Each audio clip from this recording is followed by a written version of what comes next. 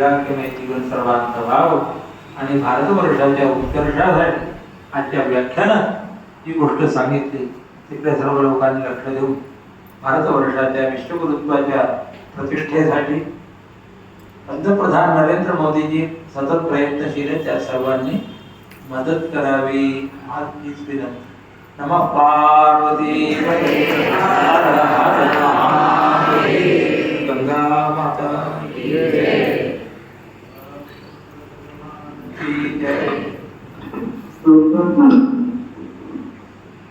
धर्मस्थापनेचे नरते ईश्वराचे अवतार झाले आहेत, पुढे होणार ते ईश्वराचे.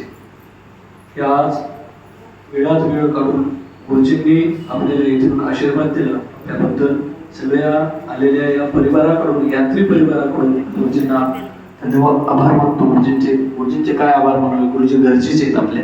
तसंच सगळ्यांनी गुरुजींचं दर्शन घ्या, गुरुजींच्या हातानं प्रसाद घ्या, गर्दा न करता, आणि कार्यक्रमाची सांगता करू. आपण फक्त गर्दा न करता दर्शन घ्या, सगळ्यांना प्रसाद देता येईल.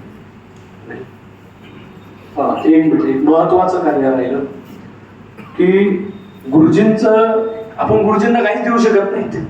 गेल्या 14 वर्षापासून मी गुरुजींना बघतोय. ज्यावेळेस गायत्री पुरस्चरण मी केलं, जाम समर्थाला मी केलं म्हणजे अहंकार होतो, समर्थांनी ते माझ्याकडून करवून घेतलं आणि त्या पुरस्चरण सांगतेला पहिल्यांदा गुरुजी माझ्या जीवनात आले.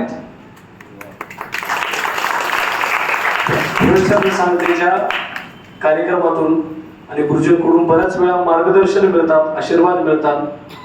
तर आपण त्यांना काहीच देऊ शकत नाही, पण आपण नारायणाला, विश्वनाथाला, मार्कंडेयांना हेच मागू शकतो की गुरुजींना दीर्घ आयुष्य प्राप्त होते. आणि ज्यावेळेस भारत विश्वगुरु आहे, त्या विश्वगुरुमध्ये सुद्धा आज पद्मश्री गुरुजींना, गुरुजींसमोर हे पुरस्कार छोटे आहेत, त्यांचं कार्य फार मोठं आहे. हे फार धाडसानं बोलतोय मी त्यांच्या समोर. हे पुरस्कार त्यांच्यासाठी फार छोटे आहे, त्यांचं कार्य फार मोठं आहे आणि त्यांना दीर्घ आयुष्य प्राप्त व्हावं. काही चांगलं कार्य करणाऱ्या व्यक्तीला वाईट शक्ती त्रास देत असतात, पण त्या वाईट शक्तींनाही त्रास आपल्याकडून होऊ नये ही जी वृत्ती कोणाची असते ती संतांची असते. ही संत वृत्ती गुरुजींची आहे, म्हणून गुरुजींचं दीर्घ आयुष्य वाढावं त्याच्यासाठी आपण आज 67 वय गुरुजींचं आहे, म्हणून आपण 67 दिव्यांनी गुरुजींना औक्षण करू आणि त्यानंतर गुरुजींच्या हाताने प्रसाद घेऊ आणि कार्यक्रमाची सांगता करू. 4-5 सुवासिनी समोर या आणि गुरुजींना औक्षण करा.